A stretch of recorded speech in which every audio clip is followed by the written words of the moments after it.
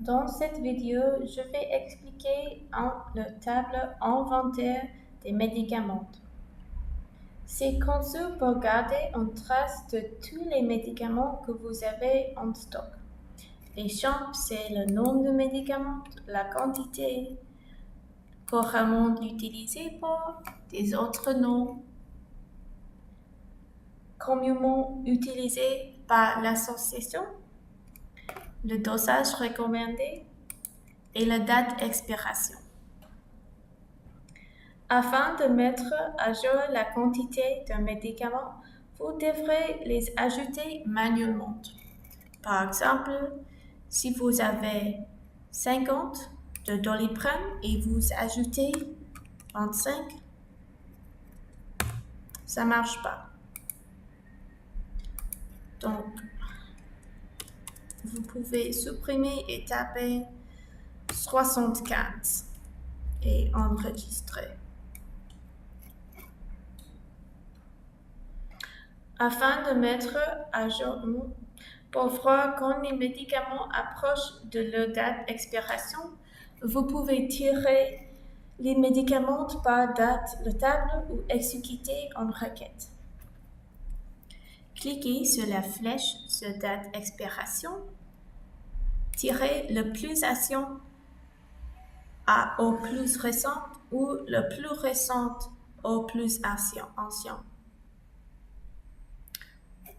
Pour créer une requête, allez créer création de requête et cliquez inventaire de médicaments, fermez.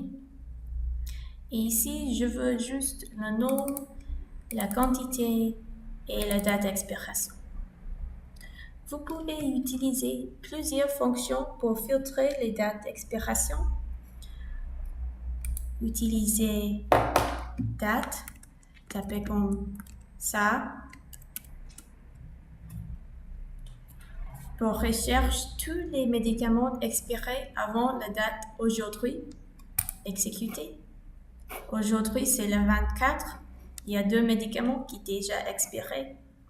On arrête. Ou vous pouvez taper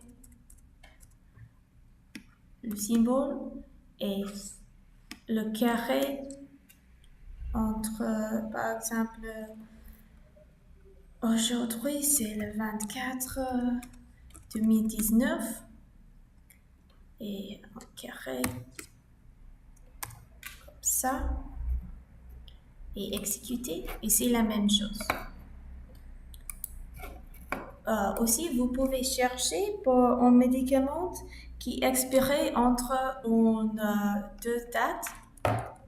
Vous pouvez taper, en anglais c'est between, mais en français c'est entre. Et entre un jour, par exemple, hier, le 22/02/2019, et en français et le 15 mars 2019 et exécuté. Il y a 2 médicaments qui expiraient entre le 23 de février et le 15 mars.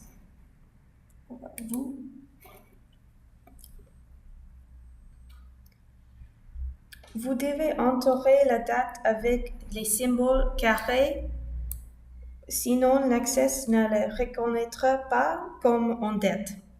Donc c'est important que vous tapez en carré avant et après la date. Ok. On a supprimé.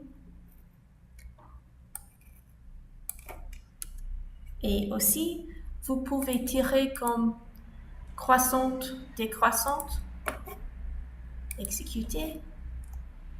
Et ici, il n'y a pas une date expirée. Donc c'est plus facile pour recherche ici. Juste exécuter et enregistrer médicaments. Aussi, il y a une table pour la distribution des médicaments pour les patientes. Et ça veut dire le numéro de dossier, la date prescrite, le dosage et le nombre de médicaments. Et en actualité, ça, ce n'est pas le dosage, ça c'est la quantité. Mais vous pouvez changer, juste comme ça, cliquez 2 fois et tapez quantité. OK.